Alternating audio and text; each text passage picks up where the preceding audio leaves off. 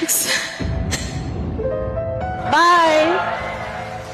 ಸೃಜಾ, ಸೃಜಾ, ನಿಮ್ಮ ಪ್ರೀತಿಯ ವರಲಕ್ಷ್ಮಿ.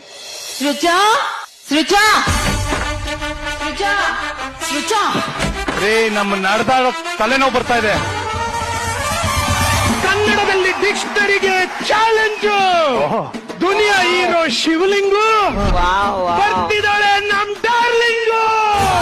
ನಾ ಬಂದೆ. ನಾನು ಒನ್ ಅಂಡ್ ಓನ್ಲಿ ವರಲಕ್ಷ್ಮಿ. ನಾನೇ ಒನ್ ಅಂಡ್ ಓನ್ಲಿ ವರಲಕ್ಷ್ಮಿ.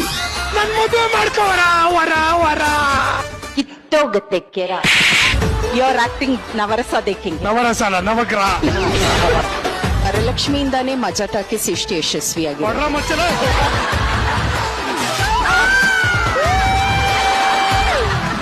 ನಿಮ್ಗೆ ಹುಟ್ಟತ್ತಲ್ಲ ಒಂದು ಗಂಡು ಮಗು, ಅದಕ್ಕೆ ಕೊಟ್ಟು ನನ್ನನ್ನು ಮದ್ವೆ ಮಾಡಿ ಅಷ್ಟೊತ್ತಿಗೆ ನನಗೆ 18 ಆಗಿರುತ್ತೆ.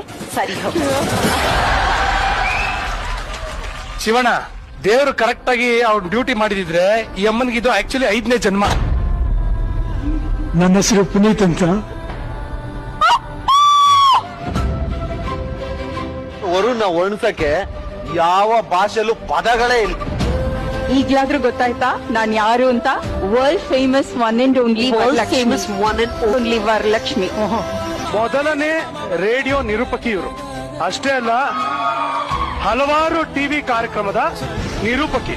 ಪುಟ್ಟಣ್ಣ ಕಣಗಾಲ್ ಅವರ ಸಿನಿಮಾದಲ್ಲಿ ತಮ್ಮ ಮೊದಲ ನಟನೆಯ ವೃತ್ತಿಯನ್ನ ಆರಂಭಿಸಿದ ಇವರು ಇವಕ್ಕೂ ಕೂಡ ಮೊದಲಿನಷ್ಟೇ ಹುರುಪು, ಉತ್ಸಾಹ, ಸೌಂದರ್ಯವತಿಯಾಗಿದ್ದಾರೆ. ಕನ್ನಡ ಕೊಪ್ಪರೆ ಅಪ್ಪಣ್ಣ. ಹಲೋ ಮೇಡಮ್, ತಲೆ ತಿಂತೀರಾ? ಡೈಲಾಗ್ ಇಲ್ಲ ಅಂತ ಇವಾಗ ಹೇಳಿ. ಥ್ಯಾಂಕ್ಸ್. ಬಾಯ್. ಸೃಜಾ, ಸೃಜಾ.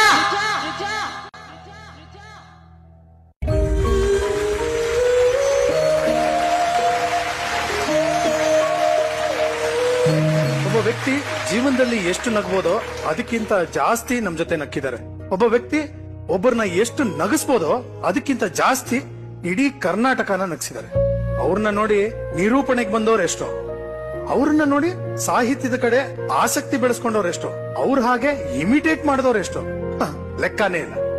ಆದ್ರೆ ಅವ್ರ ಹಾಗೆ ಇನ್ನೊಬ್ರು ಬರ್ತಾರೆ ಅನ್ನೋದಾದ್ರೆ ಅದನ್ನ ನಾವು ಯಾರು ನಂಬೋದಕ್ಕೆ ಸಾಧ್ಯನೇ ಇಲ್ಲ. ಯಾಕಂದ್ರೆ ಅವ್ರ ಹೆಸರೇ ಒನ್ ಅಂಡ್ ಓನ್ಲಿ ವರಲಕ್ಷ್ಮಿ.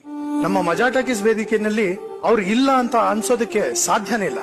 ಅವ್ರು ಯಾವಾಗ್ಲೂ ನಮ್ಮ ಜೊತೆ, ನಮ್ಮ ವೇದಿಕೆಯ ಮೇಲೆ ಪರ್ಮನೆಂಟ್ ಗೆಸ್ಟ್ ಆಗಿ ಇದ್ದೇ ಇರ್ತಾರೆ. ಸೊ ಈ ಎಂಟೈರ್ ಮಜಾ ಟಾಕೀಸ್